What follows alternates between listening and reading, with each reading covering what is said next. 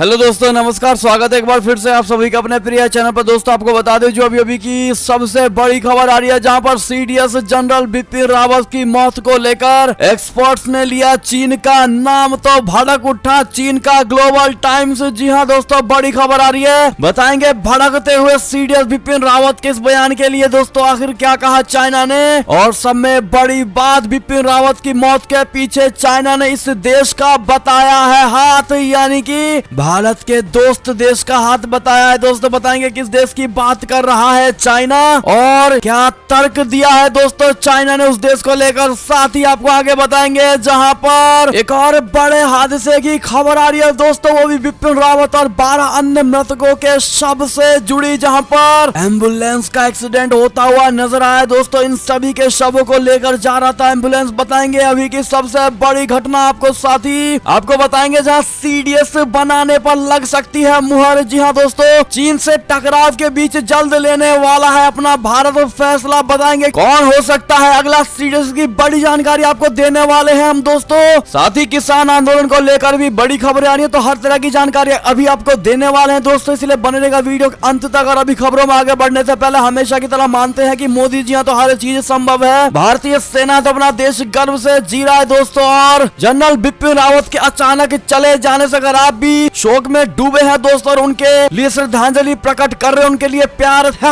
और है आपके दिल में, तो फटाफट से इस वीडियो को भी कर दीजिए लाइक, चैनल को कर दीजिए सब्सक्राइब, बेल आइकन दबाइए, साथ ही कमेंट बॉक्स में लिख दीजिएगा जय हिंद। जी हाँ दोस्तों, तो बढ़ते हैं पहली और सबसे बड़ी खबर की तरफ, जहां पर सीडीएस रावत की मौत को लेकर एक्सपर्ट ने लिया चीन का नाम, तो भड़का ग्लोबल टाइम्स। जी हाँ दोस्तों, भारत के पहले चीफ ऑफ डिफेंस स्टाफ यानी सीडीएस जनरल बिपिन रावत की मौत से पूरा देश शोक में है। तमिलनाडु के कुन्नूर में बुधवार को उनका हेलीकॉप्टर क्रैश हो गया, आप सभी जानते होंगे दोस्तों। लेकिन इस खबर को लेकर जो अभी की सबसे बड़ी खबर आ रही है, जहां पर दरअसल प्रोफेसर चेलानी ने सीडीएस रावत के हेलीकॉप्टर क्रैश को लेकर सिलसिलेवार ट्वीट किए हैं दोस्तों। उन्होंने इस ट्वीट्स के जरिए चीन के खिलाफ आक्रामक रुख अपनाने वाले सीडीएस रावत और ताइवान के जनरल प्रमुख के हेलीकॉप्टर क्रैश को लेकर डरावनी समानताओं को उजागर किया है। ग्लोबल टाइम्स ने चेलानी के ट्वीट्स में चीन का जिक्र होने पर नाराजगी जाहिर की और कहा है कि उनके नजरिए के हिसाब से तो अमेरिका पर भी शक किया जा सकता है। उसके बाद प्रोफेसर चेलानी ने भी ग्लोबल टाइम्स को करारा जवाब दिया। आपको बता दें कि प्रोफेसर चेलानी ने अपने ट्वीट में लिखा है कि पिछले 20 महीनों में चीन के साथ बॉर्डर पर तनाव के चलते हिमालयी मोर्चे पर युद्ध जैसी स्थिति पैदा हो गई है, और ऐसे समय में भारत के chief of defence staff general Rawat और उनकी पत्नी संग 11 अन्य सैन्य कर्मियों की हेलीकॉप्टर दुर्घटना में त्रासदी भरी मृत्यु की इस घटना इससे ज्यादा बुरे वक्त पर नहीं हो सकती थी। दोनों ही हेलीकॉप्टर क्रैश में दोनों देशों के उन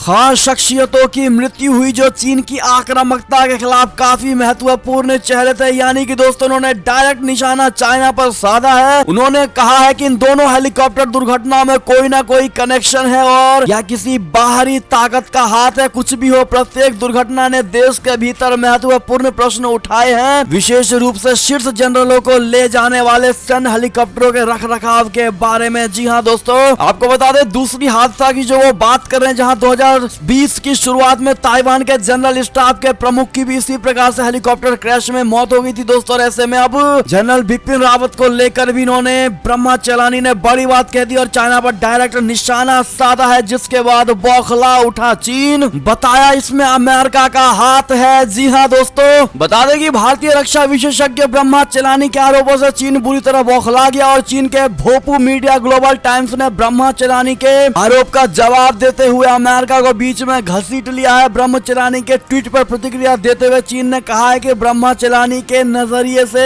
सोचे तो ऐसा पता चलता है कि हेलीकॉप्टर क्रैश के पीछे अमेरिका का हाथ है, जिसमें जनरल बिपिन रावत की मौत हुई है। जी हाँ दोस्तों, ऐसे में भारत चाइना को घसीटने की कोशिश कर रहा है दोस्तों, और चाइना अमेरिका को बीच में शामिल कर रहा है। इस पर आपकी क्या राय प्रतिक्रिया होगी, जवाब जरूर दीजिएगा। क्या आप भी मानते हैं कि जनरल बिपिन रावत के मृत्यु के पीछे दोस्तों कोई बहुत बड़ा बाहरी ताकत का हाथ हो सकता है, या फिर यह आकस्मिक ही मौत थी उनकी? कमेंट में आप लोग बताइएगा जरूर। दोस्तों देखते हैं भारत की जनता की क्या विचार है इस पर। साथ ही आपको बता दें जहां पर बिपिन रावत के खबर के बाद एक और बड़ा हादसा, जहां बिपिन रावत और 12 अन्य मृतकों का शव लेकर जा रही एम्बुलेंस का हुआ एक्सीडेंट, जिसमें अभी तक किसी के घायल होने की कोई खबर नहीं है। दोस्तों आपको बता दें कि सीडीएस जनरल बिपिन रावत, उनकी पत्नी मधुलिका रावत और 11 अन्य मृतकों का पार्थिव शरीर ले जा रही एम्बुलेंसों में से एक एम्बुलेंस का एक्सीडेंट हो गया। गुरुवार सुबह ही मृतकों का पार्थिव शरीर वेलिंगटन से मद्रास रेजिमेंटल सेंटर लाया गया था।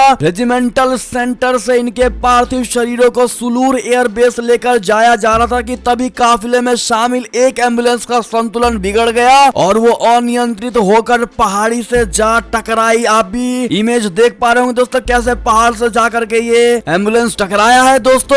लेकिन हादसे में किसी के हताहत होने की कोई सूचना नहीं है। ये छोटा सा हादसा था, लेकिन दोस्तों लगातार ये बड़े हादसों की खबर आ रही है। इस पर आपकी क्या प्रतिक्रिया होगी, जवाब जरूर दीजिएगा। बढ़ते हैं अगली खबर की तरफ दोस्तों, लेकिन आप सभी से रिक्वेस्ट है, जनरल बिपिन रावत जी की आकस्मिक मौत पर दोस्तों उनको श्रद्धांजलि भरी 2 बातें जरूर कहिएगा कमेंट सेक्शन में। उनको शोक प्रकट जरूर करिएगा दोस्तों, ताकि उनके आत्माओं को शांति मिल सके। बढ़ते अगली खबर की तरफ, जहां सीडीएस बनाने पर लग सकती है बड़ी मुहर, क्योंकि चीन से टकराव के लिए जल्द से जल्द लिया जाएगा बड़ा फैसला। और कौन हो सकता है अगला सीडीएस, आइए आपको बताते हैं। भारत के पहले chief of defence staff general Bipin Rawat, आप सभी को पता होगा दोस्तों कि वो देश के सबसे प्रथम सीडीएस पद के उम्मीदवार थे दोस्तों, और उन्होंने वो पद हासिल भी की थी। लेकिन अब उनके मौत के बाद ये बड़ा और अहम फैसला हुआ है दोस्तों कि आखिर किसको सीडीएस बनाया जाए। आपको बता दें कि उस दुखद घटना की जानकारी के जस्ट कुछ ही मिनटों बाद प्रधानमंत्री नरेंद्र मोदी जी के नेतृत्व में कैबिनेट कमेटी ऑन सिक्योरिटी यानी सीसीएस की अहम बैठक हुई। रिपोर्ट्स की माने तो इस बैठक में देश के अगले सीडीएस के नाम पर चर्चा हुई है दोस्तों। आपको बता दें, दरअसल चीन से टकराव के बीच सरकार के लिए किसी सैन्य अफसर को इस अहम पद की जिम्मेदारी सौंपना जरूरी हो गया है, और आधिकारिक तौर पर सीएसीएस की बैठक से कोई बड़े ऐलान की बात सामने नहीं आई है। लेकिन माना यह जा रहा है कि मीटिंग के दौरान नेताओं ने सीडीएस पद के लिए जिन वरिष्ठ सैन्य अफसरों का नाम का चर्चा किया है, उनमें army chief general M Naravane ji का नाम सबसे ऊपर रहा है दोस्तों। और इसकी एक वजह भी है कि जनरल नरवणे जी तीनों सेना यानी थल सेना, वायुसेना, नौसेना के प्रमुखों में सबसे वरिष्ठ हैं। जहां जनरल नरवणे ने सेना प्रमुख का प्रभार संभाला था, तो वहीं air chief marshal VR Chaudhary को वायुसेना का प्रमुख पद इसी साल 30 सितंबर और एडमिरल हरि कुमार को नौसेना का प्रमुख 30 नवंबर को बनाया गया था। ऐसे में जनरल नरवणे सेना प्रमुख के पद से अगले साल अप्रैल में रिटायर भी होने वाले हैं, और चीफ ऑफ डिफेंस स्टाफ पद पर कोई सैन्य अधिकारी 65 साल की उम्र तक सेवा दे सकता है। तो वहीं तीनों सेना प्रमुख का कार्यकाल 62 साल की उम्र या 3 साल जो भी पहले हो वहां तक होता है। और ऐसे में दोस्तों आप किसको नया सीडीएस जनरल देखना चाहते हैं, कमेंट में जरूर बताइएगा। क्या एम नरवणे जी फिट बैठते हैं दोस्तों? इस पर क्या भारत सरकार को इनका और इनके पद के लिए नरवणे जी के लिए सोचना चाहिए दोस्तों? आपकी क्या राय प्रतिक्रिया होगी, जवाब जरूर दीजिएगा। बढ़ते हैं अगली बड़ी खबर की ओर, जहां पर बीजिंग विंटर ओलंपिक का अमेरिका, ब्रिटेन समेत 4 देशों ने किया बहिष्कार, जिसके बाद चीन ने कहा चुकानी होगी इन चारों देशों को बहुत बड़ी कीमत। बता दें, बीजिंग शीतकालीन ओलंपिक पर अमेरिका समेत 4 देशों के राजनयिक बहिष्कार को लेकर चीन बौखला गया है। चीन ने गुरुवार को चारों देशों को चेतावनी दी है कि इस बहिष्कार के लिए चारों देशों को कीमत चुकानी होगी। चीन में उइगर मुस्लिम लोगों के साथ बुरे सलूक पर चिंता व्यक्त करते हुए अमेरिका, ऑस्ट्रेलिया, ब्रिटेन और कनाडा ने बीजिंग शीतकालीन ओलंपिक में राजनयिक बहिष्कार का ऐलान किया, और इस पर चीन ने कड़ी प्रतिक्रिया देते हुए चारों देशों को कीमत चुकाने की बात कही है। जी हाँ दोस्तों, इससे पहले चीन ने मंगलवार को बड़ी चेतावनी दी थी कि मानवाधिकार चिंताओं पर बीजिंग शीतकालीन ओलंपिक के राजनयिक बहिष्कार के लिए संयुक्त राज्य अमेरिका को इस गलत काम की कीमत चुकानी होगी। अमेरिका समेत 4 देशों के इस कदम ने एथलीटों को अगले साल फरवरी में शुरू होने वाले खेलों में भाग लेने से रोक